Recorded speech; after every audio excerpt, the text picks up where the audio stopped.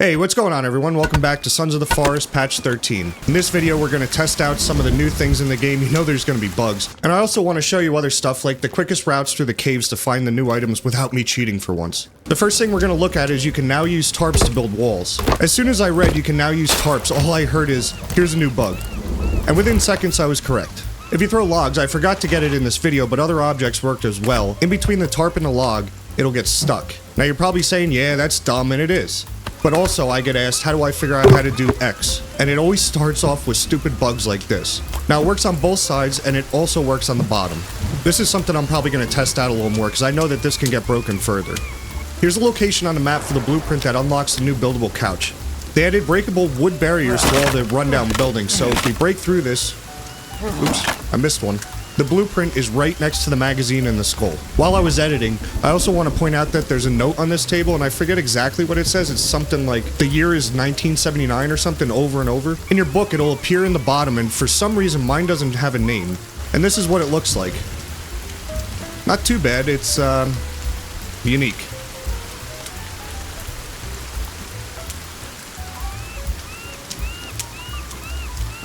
Here's a location on the map for the new buildable chair. Again, we need to break through this barrier and hit our head on this stupid cross that they put right in front of the door, and the location of the blueprint is on this abomination of a skeleton. Here's everything you need to build this work of art, and this is what it looks like.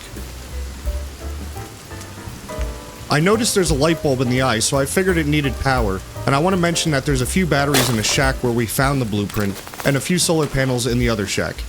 So everything's right here. I also removed the wire just to test it out. Good job, At Night. You beat the beta tester this time. This is what it looks like at night, and what disappoints me, I mean, yeah, close up it looks decent, but just like the cross, the render distance and the fade is god-awful. After you get, I don't know, like 50 yards away, it just vanishes. Like, it doesn't fade out, it doesn't get darker, it's just gone. I hate digging in this game, and I'm sure a lot of you do as well.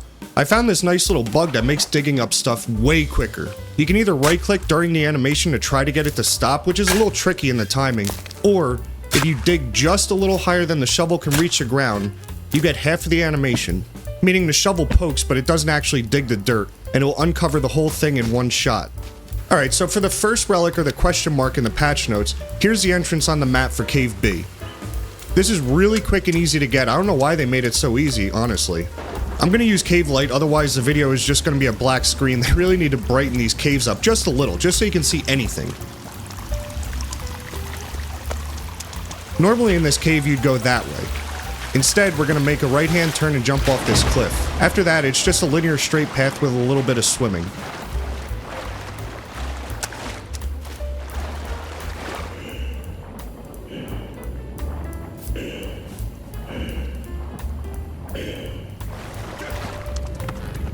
After you break through At Night's new favorite thing to add in the game, the relic is on this golden podium.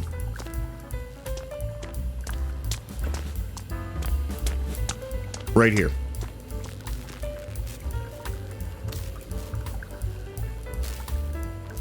For the second relic, as well as the new super duper uber trap, I think they may have overlooked this a little. Here's actually the exit to Cave D on the map. I personally hate this cave. If we take the exit instead of the entrance, you can get both items in roughly 4 minutes instead of running around in circles forever. And again, I'm going to use cave light just so you can actually see what I'm doing. And in a second, I'll speed up the video so it isn't boring, but also not so fast that you can't follow my route. To start, we need to dive in the water left of the skeleton and keep going until you get here.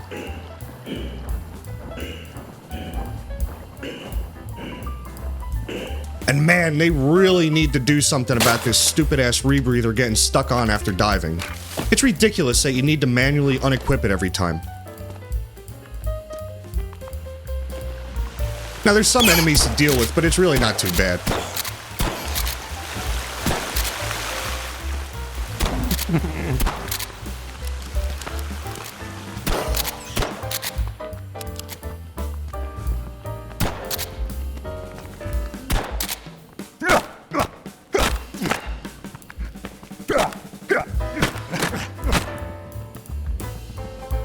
Now slow it down here. After you go through the gold room, make sure to take a left here. Going to the right will take you on a roundabout.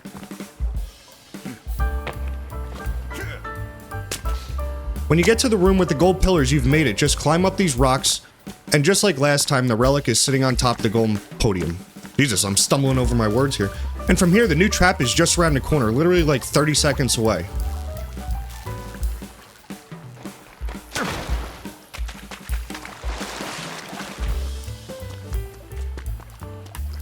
Once you get here, break through End Knight's magical wooden barrier, and the blueprint is hidden back behind these skeletons. It's usually easier to see, but again, I have cave light on.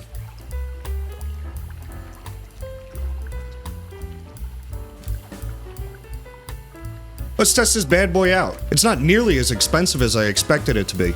Guess we'll toss it on the ground, I don't know, somewhere like here. And it appears to have, like the upgrade forge does, a permanent power source, which is a little interesting. Let's add an enemy and see what it's capable of. I'm just gonna spawn in something random.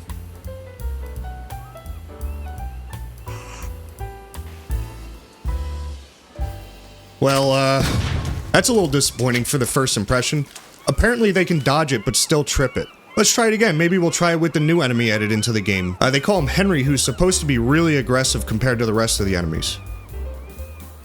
And yeah, they weren't kidding. This guy's dead serious. He attacks really quickly. Now why don't you come over here and test out the new trap for me, buddy? Okay, so he can dodge it as well. Come on, man, just for the video, walk onto it. There we go. Got him. So okay, this is pretty OP. It electrocutes them, stuns them, catches them on fire, and then turns into a Venus flytrap to crush them. I like it. Now with how big this thing is, I wonder if it can AoE multiple enemies at the same time. Well, yes it can. This would be amazing for choke points. What else is kinda nutty about this trap is a standing fire which stays there for quite a while. It will catch enemies on fire, and it will also catch you on fire, so be careful. There's a few more notes I want to go over. One is added animation for twins to come out of the ground. Ah, now that's cool, I like that. That'll be a nice jump scare in caves. I also want to point out, it's only when they spawn. I stood around there for a while, and there's no underground attacking animation. A round table was also added, which only costs 6 logs, which is pretty cheap. I mean, who am I to say, but this isn't exactly round, it's more of like a stop sign with legs. And it can be picked up and moved around like other objects. I only tested this because other objects can be buggy. Added items shaking when inventory is opened up. Cool, I guess? This was really always in the game when you scroll over items, it just does all at once. And it's kind of awkward, actually. This is a good quality of life change. They added page numbers for each category in the book. Now you just need to memorize the page numbers. As dumb as it sounds, this is one of the biggest and best changes in this patch, as well as this game in a whole. Thank you. Thank you for crying about this, Farkit.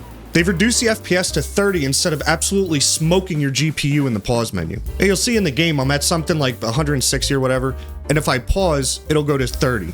Before this, the GPU would run full bore all the time. It was better for your PC to quit the game than it was to pause. This is amazing. Now, I don't know if this is a multiplayer thing, but I tested the crap out of it, and the golf cart will not knock me over. I did, however, find out that in this patch, do not run over sticks or driftwood. Jesus Christ, what the hell was that? Added left-hand items while using the sled. And this also works with the log sled. I figured the only reasonable way to test this out was to go big and fast to see how glitchy it is. So if I bring this sled out, I should, by the patch notes, be able to bring out the GPS as well, which is a nice quality of life change. And definitely needs testing because I'm sure there's a bug somewhere in this. I'm positive. But with the GPS, it seems to be working as intended. Bravo!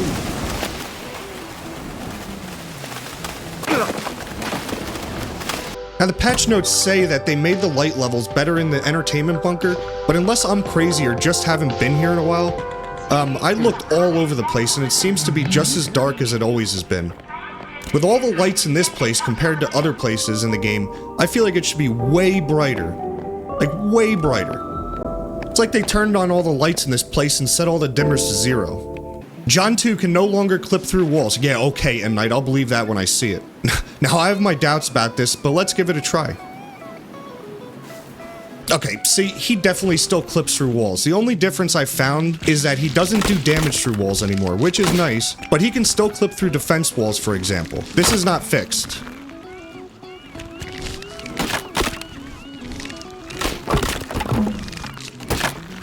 Now for the torches, they said they added sound for them, which I thought was always there. Maybe I'm crazy and they weren't? So there is sound with the torches, and what I was curious about is they also mentioned that they added sound for when they get wet. So I thought maybe a sizzle? I could not make this happen. If you run in the ocean, it doesn't even go out, it just gets put away and brought back out. And again, I tried it in the rain, and I don't hear anything. So I think that's an L. If you enjoyed the video, make sure to like, subscribe, all that other good stuff. Until the next one, love you.